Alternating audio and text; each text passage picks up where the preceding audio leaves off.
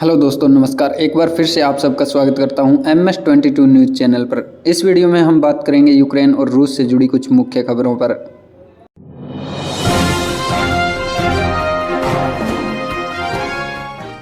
Ukraine पर हमले का 14वां दिन लाइव। रूस ने किया तीसरे सीज फायर का ऐलान। अब तक 8 लाख बच्चों समेत 20 लाख लोगों ने छोड़ा यूक्रेन। रूस और यूक्रेन की जंग का आज 14वां दिन है। जंग में फंसे लोगों को निकालने के लिए रूस ने बुधवार को सीज फायर का ऐलान किया है। कीव, खार्किव, सुमी, मारिउपोल, चेर्निहिव शहरों में युद्ध विराम रहेगा। वहीं यूक्रेनी सेना ने कहा रूस के सैनिकों ने 61 अस्पतालों को तबाह कर दिया है। वहीं पूर्वी यूक्रेन में गोलीबारी में 10 लोगों की मौत हो गई है। यूएनए के मुताबिक 20 लाख लोगों ने यूक्रेन छोड़ दिया। इसमें 8 लाख बच्चे भी शामिल हैं। कई बच्चे ऐसे भी हैं जो पेरेंट्स के बिना ही यूक्रेन छोड़ने को मजबूर हो गए। इसी बीच पड़ोसी देशों में रिफ्यूजी संकट बढ़ गया है। लोग रोमानिया, पोलैंड, हंगरी और बेलारूस जैसे देशों में शरण ले रहे हैं। इन लोगों की आगे की राह बहुत ज़्यादा मुश्किल दिख रही है। दूसरी ओर लोगों को ब्रिटेन जाने में परेशानियों का सामना करना पड़ रहा है।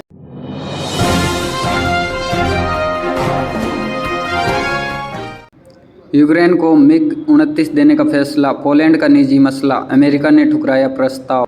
अमेरिका और नेटो देश पहले ही स्पष्ट कर चुके हैं कि वे जंग में रूस से सीधा मुकाबला नहीं करेंगे। अब पोलैंड के यूक्रेन को फाइटर जेट देने पर जंग के और ज़्यादा बढ़ने की आशंका है। रूस और यूक्रेन के बीच जंग पिछले 14 दिनों से जारी है। यूक्रेन के स्पोर्ट्स में अमेरिका और यूरोपियन देशों में रूस पर कई प्रतिबंध लगा दिए हैं। ब्रिटेन, पोलैंड, हंगरी सहित जापान भी यूक्रेन को सपोर्ट कर रहा है। इसी बीच पोलैंड ने अमेरिका को अपने सभी रशियन मेड फाइटर जेट देने का ऐलान किया है ताकि यूक्रेन जंग में इसका इस्तेमाल कर सके, लेकिन अमेरिका ने पोलैंड का यह प्रस्ताव ठुकरा दिया है। अमेरिका ने कहा कि यूक्रेन को एयरक्राफ्ट देने या न देने का फैसला पोलैंड का निजी विचार है।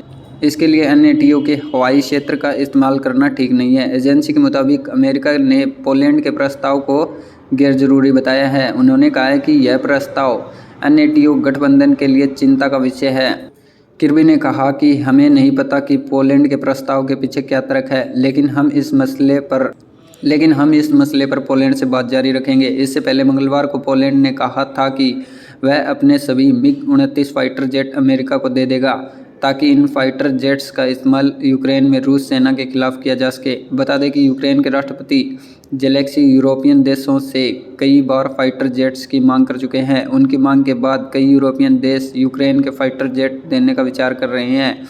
यूरोपीय देशों का यह फैसला रूस से जंग में यूक्रेन का हौसला बढ़ा सकता है, लेकिन ऐसा करने पर युद्ध के बड़े स्तर पर पहुंचने का खतरा बढ़ जाएगा।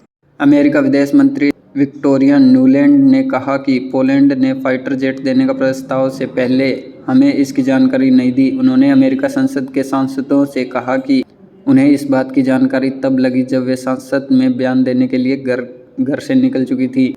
उन्होंने कहा कि हम इस पर विचार करेंगे कि पोलैंड के इस प्रस्ताव पर हमें क्या प्रतिक्रिया देनी है।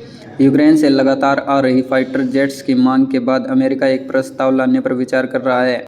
प्रस्ताव के मुताबिक पोलैंड यूक्रेन को सोवियत युग के फाइटर प्लेन देगा। बदले में पोलैंड के नुकसान की भरपाई के लिए अमेरिका उन्हें आधुनिक F-16 प्लेन देगा। ये सभी प्लेन इस्तेमाल किए हुए होंगे। यूक्रेन के पायलट्स को सोवियत काल से लड़ाकू विमान लड़ाने की ट्रेनिंग पहले ही दी जा चुकी है। यूक्रेन की सरकार ने MiG-29 का इस्तेमाल कर रहे दूसरे देशों से भी यूक्रेन को फाइटर जेट देने की अपील की है। बता दें कि कभी सोवियत संघ का हिस्सा रहे बुल्गारिया और स्लोवाकिया भी इसी समय सोवियत के बनाए गए जेट का इस्तेमाल कर रहे हैं। बता दें कि नाटो जंग शुरू होने से पहले ही स्पष्ट कर चुका है कि उनका संगठन युद्ध में सीधे तौर पर शामिल नहीं होगा।